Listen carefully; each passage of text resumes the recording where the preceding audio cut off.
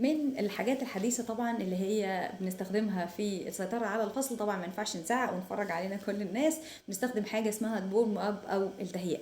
يعني ايه الورم اب او التهيئة؟ بستخدم حاجات طبعا طرق كتيرة، هقول لكم منها ابسط واحدة اللي انا بحبها جدا وبخلي الطفل يتعلم منها كلمات، وكمان بسيطر عليه.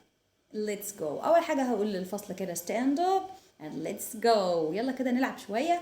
فهبتدي اقول لهم كده وشاور طبعا head shoulder shoulder knees knees toes toes head shoulder knees and toes head shoulder knees and toes eyes ears mouth nose eyes ears mouth nose arm hand finger leg arm hand finger leg belly back belly back.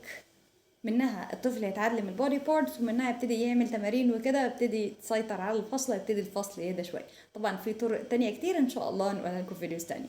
باي.